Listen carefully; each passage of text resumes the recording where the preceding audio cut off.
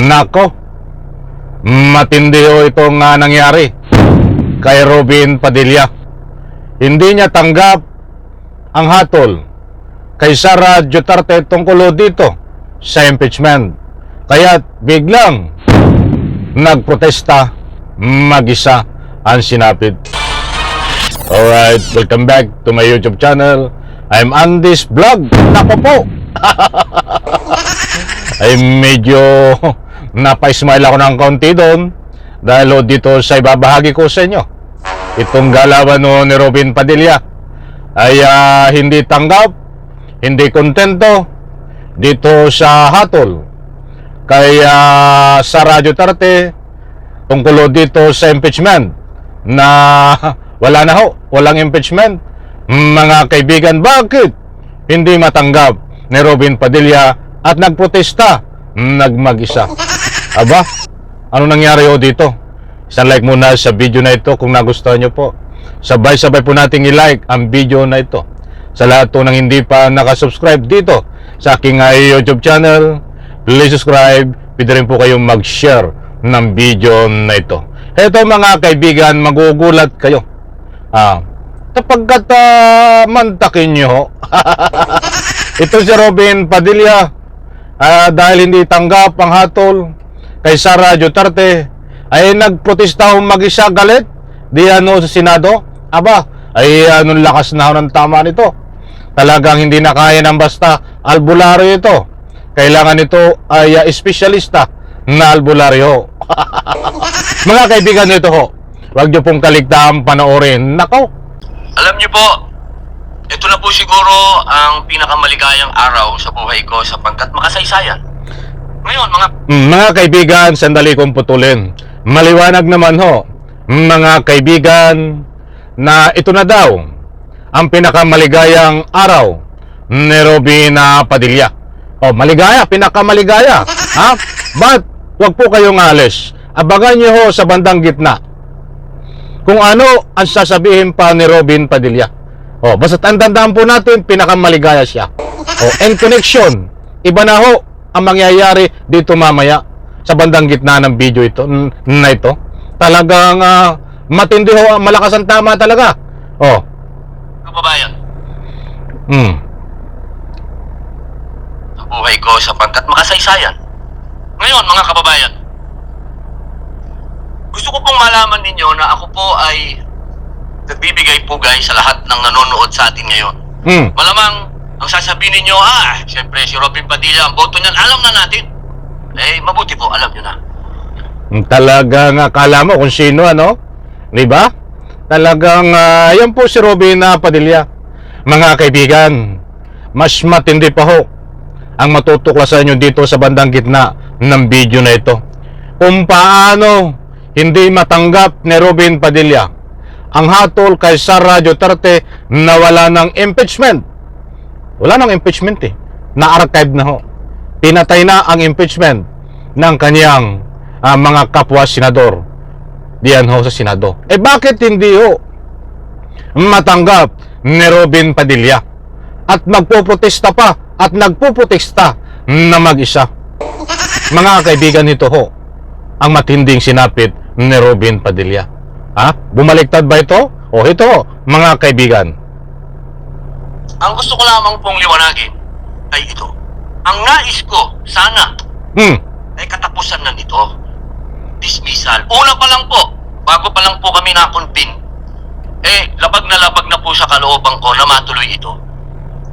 Nakita niyo naman po, noong nagkasumpaan, talagang ipinaglalaban namin na politika ito.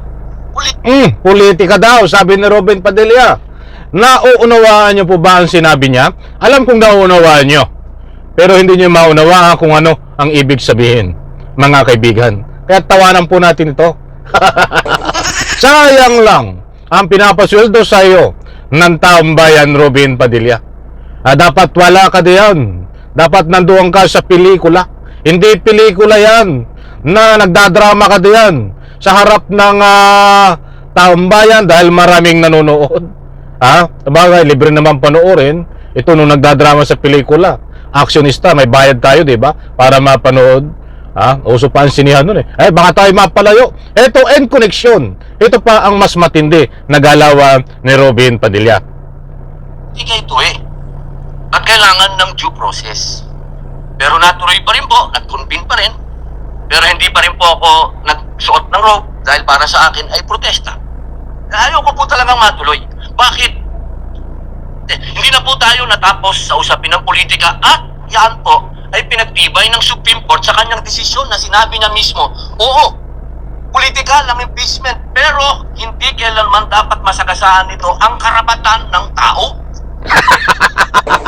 Alam kaya ang pinagsasabi nito, mga kaibigan, ay talagang baka may kilala ko kayong albularyo, espesyalista na albularyo, ay dalhin mo ito para mapatingnan, mapasuri ang kanyang laman ng kaisipan dahil naunawaan po natin ang kanyang sinasabi, ba't wala pong kabuluhan, walang kapaki-pakinabang, bagkos nagtatahi-tahi lang ho ng mga sinasabi na pawaring isang makata na ang katunayan po ay wala pong kapaki-pakinabang ang taong bayan, bagkos siya lang ho ang nakakaintindi niyan.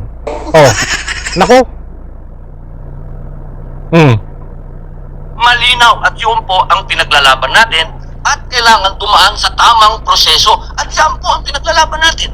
Ngayon, mga mahal kong kaibigan, pagkatapos po natin marinig ang bawat punto ng bawat isa, sana po matapos na po ito at harapin na po natin ang mga tunay na problema ng bayan. Katiwalaan niyo po tayo, pinag-aralan po natin yan at malinaw sa konstitusyon na ang magpapaliwanag ng May naunawaan po ba kayo kung ano ang ibig sabihin ni Robin Padilla? Parang palengke itong Senado eh. saligang batas ay Supreme Court. Kaya sana po, ako'y malungkot talaga dahil kasasabi lang kanina sa una, siya daw po ay masaya. Ba't dito ngayon malungkot na? Ang sinasabi niya, naku po, niloloko mo ang iyong sarili, Robin Padilla. Maliwanag yan, ipipli ko pagkatapos nito. Ang unang sinabi niya ay masaya siya at pinakamasaya na araw niya. Ngayon, sasabihin niya na siya ay nalulungkot. Niloloko mo ang iyong sarili, Robin Padilla. Ulitin ko po, malungkot siya. malungkot talaga dahil napunta tayo sa archive yung archive binasa ko pwede pa lang hukayin anytime kung ano man. So hindi pa rin tayo natapos. Kaya sana po pagamat ang boto ko ay yes, aray. Ano yun? aray daw? Anong connection doon? Buti pa ang palengke, maintindihan mo yung mga nagbibenta ng isda. Ito, di maunawa ko ng sinasabi. Sige, bakate ko lang yun sa oras. Ito ho, ang unang sinabi niya, pakinggan niyo ho, yung unang sinabi niya, na siya ay masaya. Tapos ito sa bandang huli, sasabihin malungkot siya. Ito po, maliwanag ang sinabi niya, na siya ay masaya. Ito yung unang sinabi niya po. Alam niyo po, ito na po siguro ang pinakamaligayang araw sa buhay ko sapagkat makasaysayan. Ngayon, mga kababayan, gusto ko pong malaman ninyo na ako... Di po ba? Napakaliwanag? Nako, talagang matindi ho ito mga kaibigan. Maliwanag naman po doon na ito niloloko niya ang kanyang sarili. Tawanan po natin ang mga sinasabi niya. Kalukuhan. Hindi ho kapakipakinabang niya, panggulo lamang. At syempre maliwanag ho diyan na siya ay nagpuprotesta na mag-isa dahil hindi niya tanggap ang archive. Ang gusto niya ay dismissal, mga kaibigan. Nako, patingnan ho ito, ipasuri na ang laman ng kaisipan. Isang like ko sa video na ito. Bye-bye, palakpakan.